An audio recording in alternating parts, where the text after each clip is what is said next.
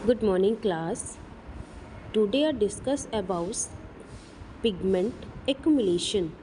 हम लोगों ने नेक्स्ट क्लास में जो डिस्कस किया था नॉर्मल सेल मतलब homeostasis cell reversible cell injury adaptation हो गया था इंट्रासेलुलर एक्यूमुलेशन ऑफ लिपिड।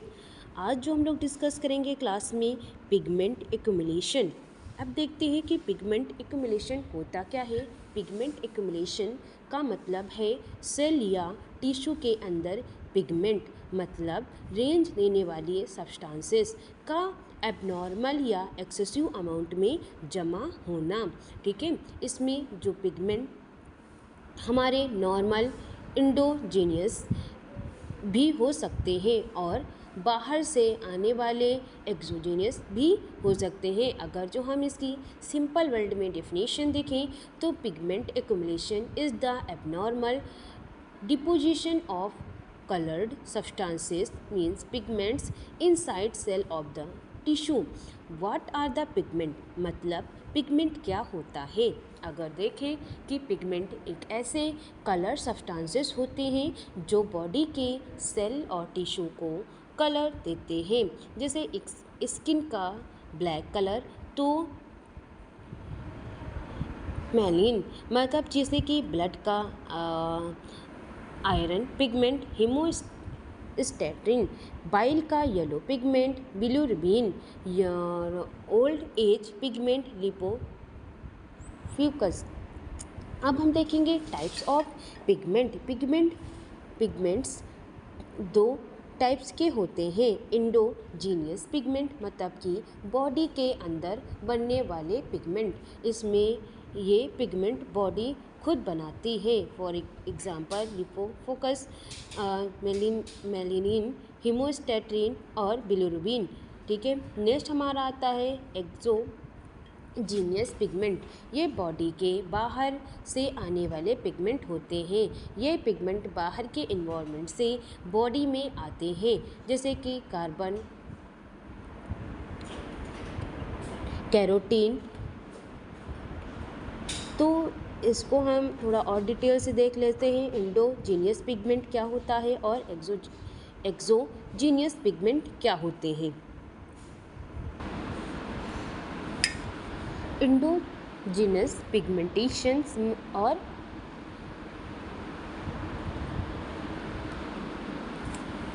इसमें इंडोजीनियस का मतलब होता है कि बॉडी के अंदर से होने वाला। ठीक है, इसमें इसलिए इंडोजीनियस वो पिगमेंट होते हैं जो हमारी बॉडी खुद नेचुरली प्रोड्यूस करती है। ये पिगमेंट नॉर्मल मेटाबॉलिज्म या आरबीसी बैक डाउन के दौरान बनाते हैं। Endogenous pigment are pigment that are produce naturally inside the body due to normal metabolic process और disease condition। मतलब बॉडी के सेल नॉर्मल एक्टिव के ड्यूरेशन के कुछ कलर्ड सब्सटेंसेस बनाते हैं, उन्हें इंडोजीनियस पिगमेंट कहते हैं। ये पिगमेंट नॉर्मली भी प्रेजेंट होते हैं, लेकिन अगर ज़्यादा अमाउंट में एक्यूमुलेट हो जाते हैं तो डिसीज़ का साइन बन सकते हैं। ठीक है, नेक्स्ट इसमें है एंडोजीनियस पिगमेंट, जैसे कि मेलानिन मतलब कि कलर तो ब्लैक ब्राउन हो सकता है, प्रोड्यूस बाय मेलेनोसाइट से। फंक्शन क्या हो सकता है, स्किन को कलर देना, हेयर और आईज को कलर देना, यूवी रेज से प्रोटेक्शन। ठीक है, जैसे कि फेयर और डार्क स्किन का डिफरेंट मेलानिन की क्वांटिटी पर डिपेंड करता है। फिर हमारा आता है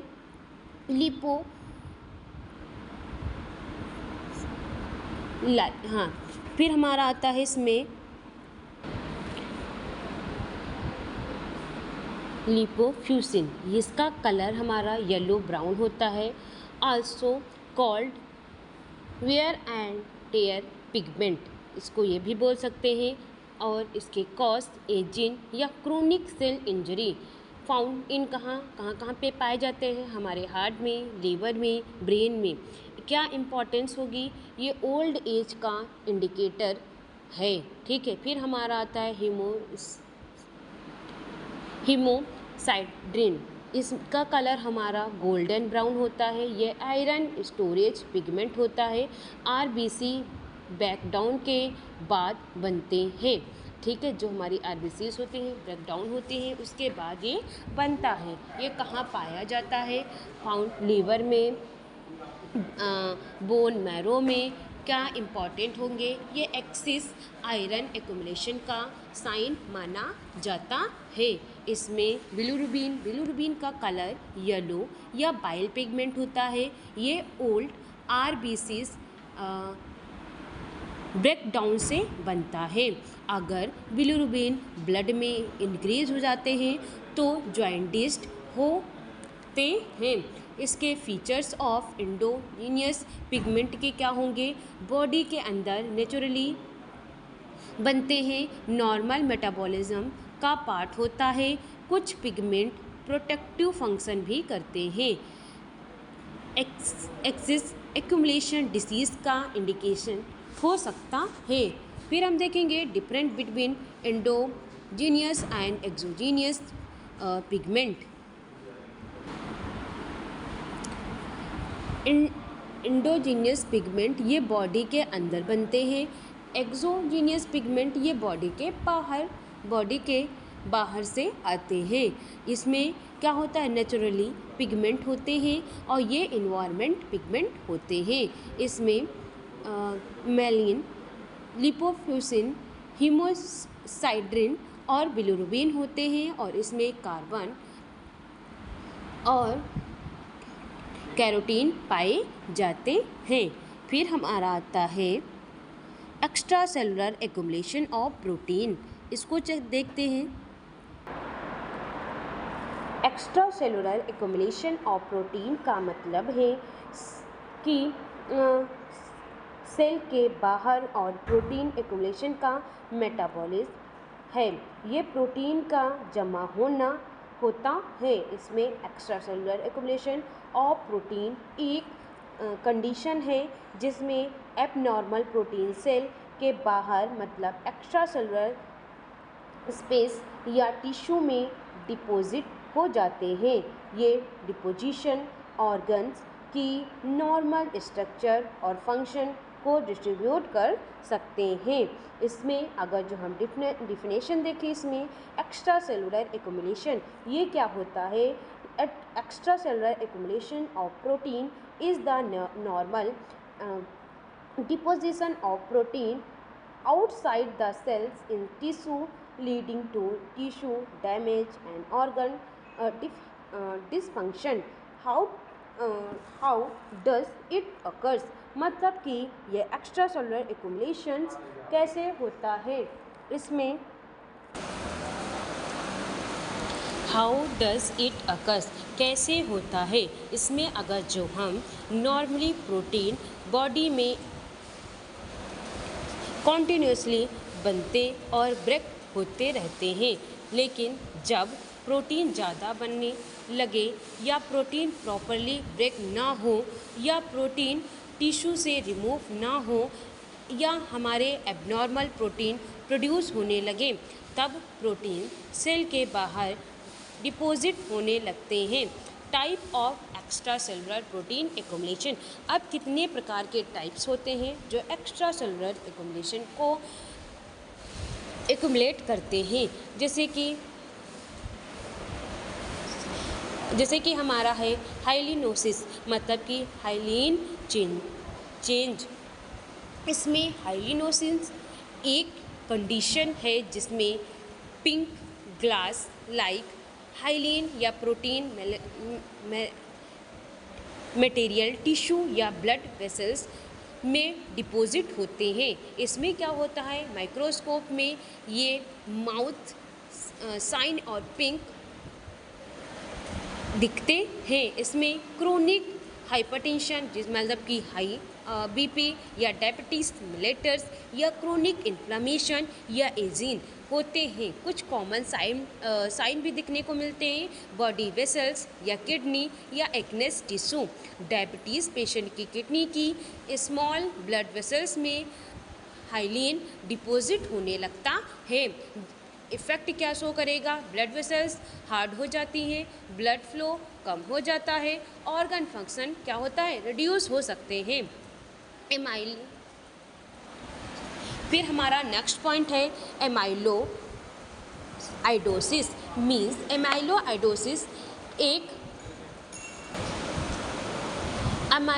आइडोसिस एक डिसीज़ है जिसमें एमाइलोड नाम का एबनॉर्मल प्रोटीन सेल के बाहर टिश्यू और ऑर्गन में डिपॉजिट हो जाते हैं। ये डिपोजिशंस ऑर्गन के नॉर्मल फंक्शन को डिस्ट्रीब्यूट करते हैं। एमाइलोड प्रोटीन ये अबनॉर्मल फोल्डर्स प्रोटीन हैं। ये बॉडी इससे ईजिली रिमूव नहीं कर पाती है। क्या कॉज हो सकते हैं? क्रोनिक इन्फेक्शन, ट्यूबरकुलोसिस जैसे कि क्रोनिक इन्फ्लामेशन डिसीज़, ठीक है, मल्टीपल माइलोमा या जेनेटिक डिसऑर्डर्स, ये सारे कुछ कॉज हमको देखने को मिलते हैं। कॉमन साइड इफ़ेक्ट जो होते हैं हमारे किडनी पे, हार्ट पे, लीवर पे या हमारे ब्रेन पे पड़ सकते हैं। किडनी फेल हो सकती है, हार्ट फेलियर भी हो सकता है, लीवर इनलार्जमेंट भी हो सकता है, ऑर्गन डिसफंक्शन भी हो सकता है। अब हम देखेंगे इसमें पैथोलॉजिकल क्लासिफिकेशन। ये क्या होता है? पैथोलॉजिकल क्लासिफिकेशन में हम देखेंगे कि पैथोलॉजिकल क्लासिफिकेशन एक कंडीशन है जिसमें कैल्शियम सॉल्ट का एबनॉर्मल डिपोजिशन जमा होना बॉडी के टिश्यू में होते हैं। ये डिपोजिशन उन जगह पर होता है जहां नॉर्मल कैल्शियम डिपॉजिट नहीं होना चाहिए। सिंपल डेफिनेशन देखें, pathological classification is the abnormal deposition of calcium salt in the body tissue. Normals versus pathological classification, मतलब नॉर्मल क्लासिफिकेशन देखें बोन और टीथ में होते हैं, ये बॉडी का नॉर्मल प्रोसेस है। पैथोलॉजिकल क्लासिफिकेशन सॉफ्ट टिश्यू जैसे हार्ट, किडनी, हमारे ब्लड वेसल्स में होते हैं, ये एबनॉर्मल कंडीशन है और डिसीज़ का साइन माना जाता है। ये हमारा फ्लो चार्ट है जिसको हमने इस क्लास में डिस्कस किया है। अब इसके जो पॉइंट्स हैं उसको हम देखते जाएंगे। पहला हमारा क्या है? Cell injury. Cell injury and cell adaptations means cell injury क्या है ये पहले देखेंगे। तो सेल इंजरी तब होता है जब बॉडी की नॉर्मल हेल्थी सेल किसी हार्मफुल एजेंट, हानिकारक फैक्टर की वजह से डैमेज हो जाती हैं और अपना नॉर्मल फंक्शन सही से नहीं कर पाती हैं। Cell injury is the damage to normal cell caused by harmful agent leading to disturbance in these structure and functions means cell injury temporarily reversibles या परमानेंट इनरिवर्सिबल्स हो सकती हैं। ये हमारी डिफिनेशन हुई। मतलब cell injury is the damage to normal cell. क्या होते हैं? सेल इंजरी मतलब जो हमारे नॉर्मल सेल को डैमेज कर सकती हैं। कॉज्ड बाय हार्मफुल एजेंट, ये हमें हार्मफुल इफ़ेक्ट शो कर सकती हैं। Leading to disturbance in the structural and function, जो हमारी बॉडी के स्ट्रक्चरल और फंक्शन बॉडी ऑर्गन है उसको हार्मफुल पहुंचा सकती हैं। जैसे कि हम कॉज ऑफ सेल इंजरी के क्या क्या कारण हो सकते हैं, किस कारण होता है? लैक ऑफ ऑक्सीजन मतलब हाइपोक्सिया, जब सेल को सफिशिएंट ऑक्सीजन नहीं मिलती है, या एटीपी मतलब एनर्जी प्रोडक्शन कम हो जाता है, तब क्या हो जाता है? हमारा हार्ट अटैक या सीवियर एनीमिया, लंग्स डिसीज़ होने के चांसेस बढ़ सकते हैं। फिजिकल इंजरी इसमें बॉडी के फिजिकल डैमेज होने से सेल इंजर्ड हो सकते हैं, जैसे कि हम बर्न या ट्रॉमा या इलेक्ट्रिक शॉक या एक्सट्रीम हार्ड या कोल्ड, ये हो सकता है। फिर हमारा आता है केमिकल टॉक्सिन, मतलब कि हार्मफुल केमिकल्स और ड्रग सेल को डैमेज कर सकते हैं, जैसे कि हम अल्कोहल हो गया या पॉइजन हो गया या फिर हैवी मेटल्स लेने से। फिर हम आता है इन्फेक्शंस, मीन्स माइक्रो ऑर्गेनिज्म या सेल को डायरेक्टली डैमेज कर सकते हैं, ठीक है, जिसकी जैसे कि हमारा कोई फॉरेन सब्सटेंसेस हो गए या बैक्टीरिया, वायरस, फंगस, पैरासिटिक, ये क्या होते हैं, हमारे ऑर्गन को अफेक्ट कर सकते हैं। फिर हमारा आता है radiations, means high energy radiation DNA और सेल को डैमेज कर सकते हैं, जैसे कि एक्सरे या गामा रेस या यूवी रेस, ठीक है, ये क्या करते हैं, हमारी जो इसकी डीएनए सेल को क्या कर सकती हैं, डैमेज कर सकती हैं। फिर हमारा आता है न्यूट्रिशनल डिफिशियंसी, मींस न्यूट्रिशन की कमी से सेल प्रॉपरली फंक्शन नहीं कर पाते हैं, जैसे प्रोटीन डिफिशियंसी, विटामिन डिफिशियंसी या आयरन डिफिशियंसी। नेक्स्ट हमारा आता है जेनेटिक डिसऑर्डर्स। कुछ जेनेटिक डिसऑर्डर्स भी देखने को मिलते हैं। इनहेरिटेड और जीन्स डिफेक्ट की वजह से सेल डैमेज हो सकते हैं, जिसके इसमें स्किल सेल एनीमिया या थैलेसीमिया, ये कुछ हमारे कॉज हो सकते हैं, ठीक है, सेल इंजरी के। अब इफ़ेक्ट ऑफ सेल इंजरी, क्या क्या इफ़ेक्ट किस किस ऑर्गन पे ये अपना इफ़ेक्ट शो करेगी, जैसे कि रिवर्सिबल सेल इंजरी, माइल्ड और टेम्परेरी इंजरी, या कॉज रिमूव करने पर सेल रिकवर कर लेती हैं, जैसे कि माइल्ड हाइपोक्सिया, ठीक है। इनरिवर्सिबल सेल इंजरी का होता है सीवियर और परमानेंट इंजरी, सेल सीवियरिटी नहीं कर पाती और सेल डेथ हो जाती हैं। अब हम बात करेंगे सेल एडॉप्टेशन, मतलब कि सेल एडॉप्टेशन क्या होता है। तो सेल एडॉप्टेशन मतलब कि सेल एडॉप्टेशन एक प्रोटेक्टिव प्रोसेस है, जिसमें सेल स्ट्रेस या इंक्रीज डैमेज के रिस्पॉन्स में अपने साइज, नंबर या टाइप्स में चेंजेस करते हैं, ठीक है। सिंपल अगर जो हम इसकी डिफिनीशन देखें, cell adaptation is the process by which cell adjust to stress by changing the size, number और types to survive, ठीक है। Then types of cell adaptation कितने प्रकार के होंगे। पहला हमारा है एट्रोफी, मतलब सेल का साइज कम हो जाना, जिससे ऑर्गन भी छोटा हो जाता है। Cause disease, ageing, poor nutrition, loss of nerve supply, जैसे muscles wasting, affect the prolonged immobilisation, long time तक प्लास्टर या बेड रेस्ट। तो ये क्या होते हैं, muscles wasting after prolonged immobilisation, ठीक है। फिर हमारा आता है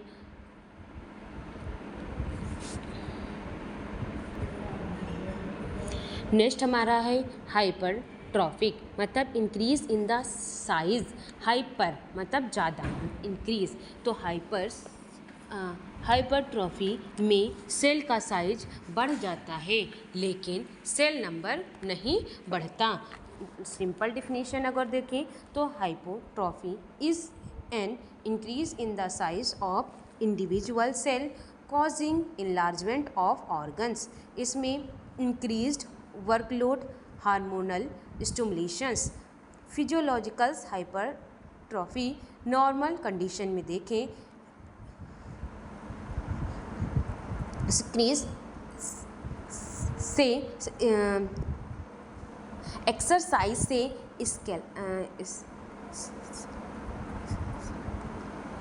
स्केलेटन मसल्स बढ़ना, ठीक है।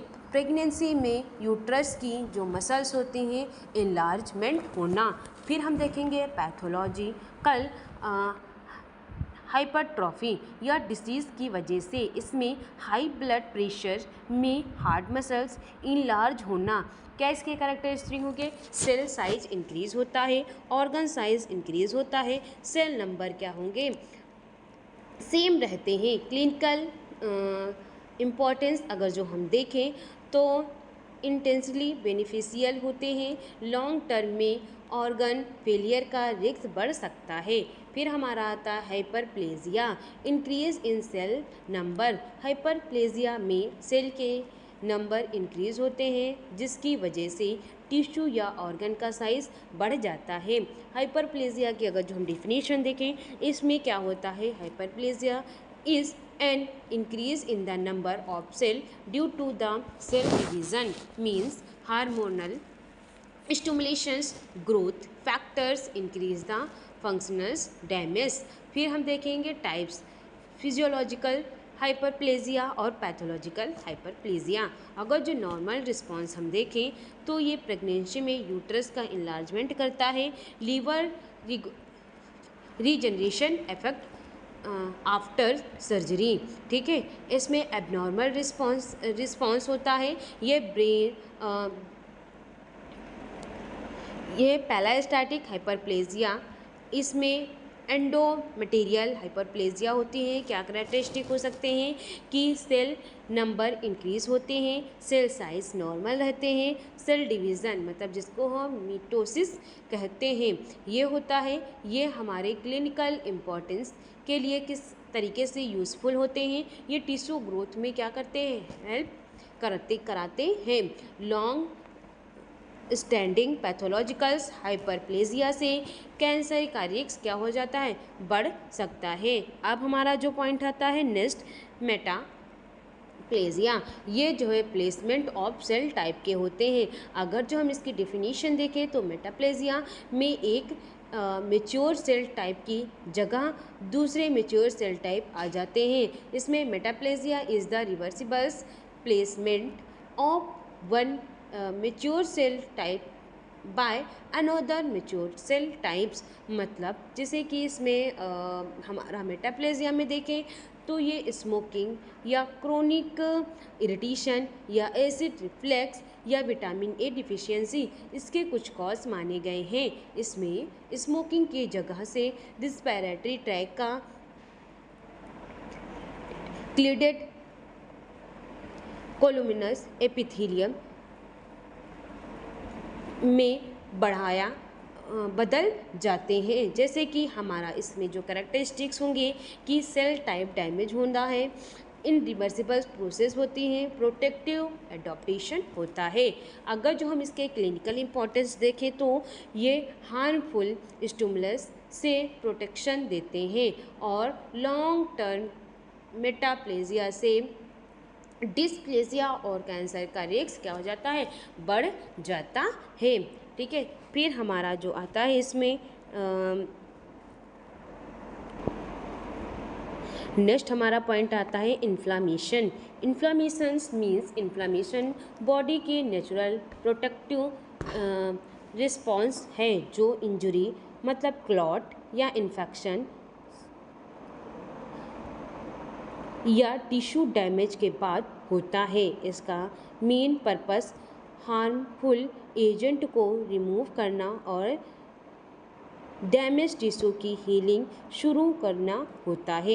Inflammation is the body protective response to injury, infection और tissue damage which help eliminate the harmful cause, start the healing process, ठीक है।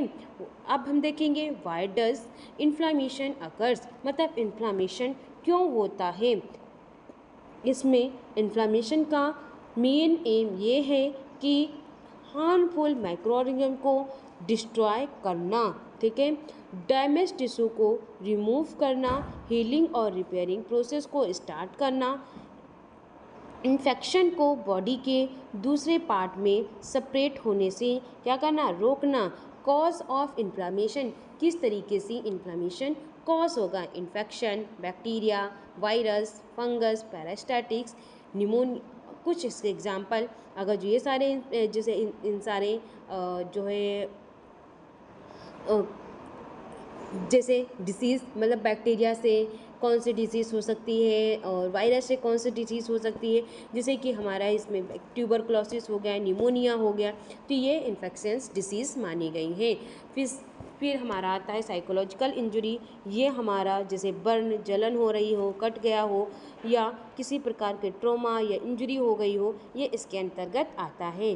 केमिकल एजेंट में एसिड, एल्कलॉइड और टॉक्सिन, ठीक है। नेक्स्ट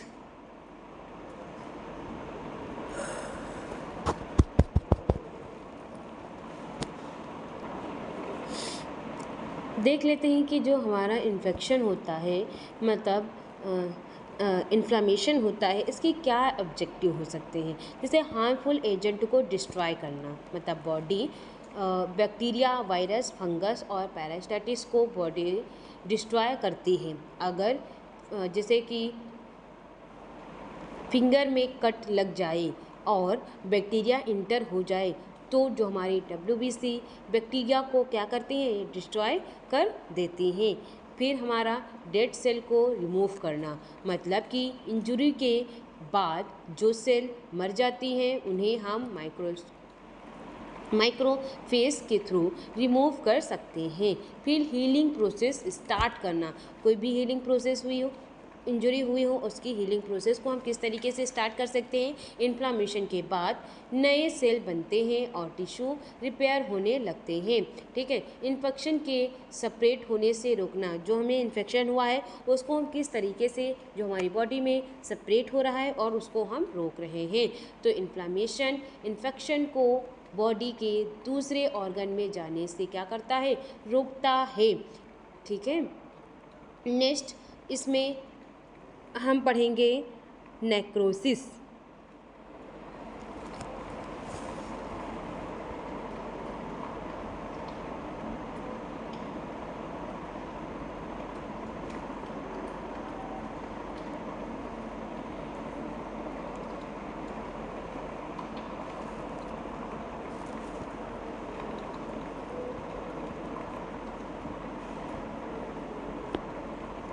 अब हमारा जो नेक्रोसिस होता है, नेक्रोसिस एक पैथोलॉजिक प्रोसेस है जिसमें सेल या टिश्यू की डेथ, सीवियर इंजरी या इन्फेक्शन या ब्लड सप्लाई की कमी की वजह से होता है। नेक्रोसिस में सेल की डेथ अनकंट्रोल्ड होती है और इसके बाद सराउंडिंग टिश्यू में इन्फ्लामेशन भी होते हैं, ठीक है। जैसे नेक्रोसिस एक हम सिंपल वर्ड में इसकी डेफिनेशन देखें तो necrosis is the uncontrolled death of cell और tissue caused by severe injury, infection, toxin और लैक ऑफ ब्लड सप्लाई, ठीक है।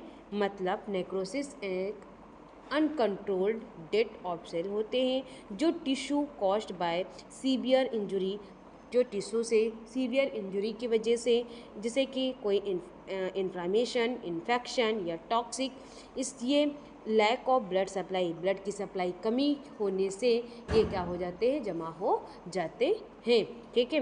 नेक्स्ट हमारा है what happened during necrosis. Necrosis में क्या क्या होता है, जब सेल को बहुत सीवियर डैमेज हो जाते हैं, सेल मेम्ब्रेन टूट जाती है। क्या होता है कि जब सेल मेम्ब्रेन टूट जाती है तो सेल के अंदर के जो हमारे कॉन्टैक्ट बाहर निकलने लगते हैं और नियर बाय टिश्यू में इन्फ्लामेशन होने लगता है। डेड टिश्यू बॉडी से रिमूव किए जाते हैं और नेक्रोसिस इरिवर्सिबल सेल इंजरी का रिजल्ट बन जाता है। किस कारण ये कॉज हो सकते हैं, कॉज ऑफ नेक्रोसिस, देखो इस्कीमिया मतलब ब्लड की सप्लाई की कमी के कारण, ब्लड की सप्लाई कम होने से ऑक्सीजन और न्यूट्रिशन नहीं मिलते हैं, जिससे कि हार्ट अटैक या स्ट्रोक होने के चांसेस बढ़ जाते हैं। हाइपोक्सिया ऑक्सीजन की कमी, सेल को क्या होता है, ऑक्सीजन अच्छे तरीके से प्रॉपर तरीके से नहीं मिल पाती है। सीवियर एनीमिया होना या रिस्पायरेटरी फेलियर, ठीक है। फिर फिज़िकल इंजरी, जैसे कि हमारा ट्रॉमा हो गया या इलेक्ट्रिक शॉक की वजह से, ठीक है, तो ये होता है। अब हमारा देखेंगे कैसे होता है, क्या मैकेनिज्म ऑफ नेक्रोसिस होता है। देखो, सीवियर इंजरी होती है बहुत ज़्यादा, एटीपी प्रोडक्शन बंद हो जाता है और सेल मेम्ब्रेन क्या हो जाती है हमारी, डैमेज हो जाती है। कैल्शियम सेल के अंदर इंक्रीज हो जाते हैं और सेल एंजाइम एक्टिवेट होकर सेल को डाइजेस्ट करते हैं और सेल मेम्ब्रेन रप्चर होने लगती है और सेल डेथ, इन्फ्लामेशन हो जाता है। ठीक है। मार्फोलॉजिकल चेंजेस क्या होंगे, अगर जो हम इसके देखें, साइटोप्लाज्मिक चेंजेस होंगे। साइटोप्लाज्म हमारा पिंक हो जाता है और प्रोटीन डीनेचुरेशन हो जाते हैं। और न्यूक्लियस चेंजेस, मतलब न्यूक्लियस में 3 इम्पॉर्टेंट चेंजेस होते हैं। यूकैनोसिस मतलब न्यूक्लियस श्रिंक मतलब छोटा हो जाता है। क्रोमैटिन मतलब कि कॉन्डेंस हो जाते हैं। इसमें नेक्स्ट हमारा क्या होता है कि जो हमारे न्यूक्लियस होते हैं टूट कर फ्रेगमेंट में डिवाइड हो जाते हैं और न्यूक्लियस कंप्लीटली डिसॉल्व हो जाते हैं। ठीक है, ये हमारा था नेक्रोसिस। नेक्स्ट हम पढ़ेंगे इसके टाइप्स। अब टाइप्स ऑफ नेक्रोसिस देखिए। नेक्रोसिस का मतलब है सीवियर इंजरी की वजह से सेल या टिश्यू का अनकंट्रोल्ड डेथ होना। इसमें 5 मेन टाइप होते हैं। Coagulative necrosis, liquefactive necrosis, caseous necrosis, fat necrosis और गैंग्रीनस नेक्रोसिस। इसमें कॉग्निटिव नेक्रोसिस क्या होता है ये देख लेंगे। तो कॉग्निटिव नेक्रोसिस वो टाइप्स हैं जिसमें डेड टिश्यू की बेसिक स्ट्रक्चर्स कुछ दिन तक प्रिवेंट रहती है लेकिन सेल मर चुकी होती हैं। ये सबसे कॉमन टाइप ऑफ नेक्रोसिस होता है। किस कारण, जैसे कि इस्कीमिया, ब्लड सप्लाई की कमी, हाइपोक्सिया, ऑक्सीजन की कमी। ब्रेन में क्या होता है, कोगुलेटिव नेक्रोसिस नहीं होती। क्या इसके किस पर मैकेनिज्म ऑफ एक्शन पे बेस्ड होती है, ब्लड में सप्लाई बंद हो जाती है, ऑक्सीजन की कमी हो जाती है, प्रोटीन डीनेचर हो जाते हैं, सेल एंजाइम इनएक्टिव हो जाते हैं और टिश्यू के स्ट्रक्चर कुछ समय तक बंद रहते हैं। कॉमन साइट क्या होंगे, हार्ट पे, किडनी पे और माइक्रोस्कोपिक अपीयरेंस में देखें तो सेल आउटसाइड दिखाई देते हैं और न्यूक्लियस डिसअपेयर हो जाते हैं। साइटोप्लाज्म पिंक दिखने लगते हैं। ठीक है, फिर हम देखेंगे लिक्विफैक्टिक नेक्रोसिस। ये लिक्विफैक्टिक नेक्रोसिस में बैड टिश्यू कंप्लीटली क्या होंगे, डाइजेस्ट होकर लिक्विड या पस में कन्वर्ट हो जाते हैं, जैसे बैक्टीरियल इन्फेक्शन या फंगल इन्फेक्शन या ब्रेन इन्फेक्शंस। ठीक है, इसमें न्यूट्रोफिल एंजाइम रिलैक्स करते हैं और एंजाइम्स क्या होते हैं, डेड टिश्यू को डाइजेस्ट कर देते हैं और टिश्यू लिक्विड बन जाते हैं। ये कॉमन साइड इफ़ेक्ट क्या शो करेंगे, जो हमारे ब्रेन पे, एप्सिस पे। ठीक है, माइक्रोस्कोपिक अगर जो हम अपीयरेंस देखें, लिक्विड मटेरियल या पस या डेड न्यूरोफिल्स। नेक्स्ट हमारा आता है कॉजेस नेक्रोसिस। इसमें कॉजेस नेक्रोसिस में डेड टिश्यू सॉफ्ट वाइट और चीज़ मतलब पनीर जैसे दिखाई देते हैं। इसमें जैसे कि टीबी, ट्यूबरकुलोसिस, फंगल इन्फेक्शंस, ये इम्यूनिटी रिस्पॉन्स बैक्टीरिया को डिस्ट्रॉय करते हैं और टिश्यू कम्प्लीटली ब्रेक हो जाते हैं, चीज़ लाइक मटेरियल बन जाता है। ठीक है, फैट नेक्रोसिस। ये फैट नेक्रोसिस में फैट टिश्यू डिस्ट्रॉय हो जाते हैं। मेनली क्लास हम अभी क्लास यहीं पे एंड करते हैं। Thank you class.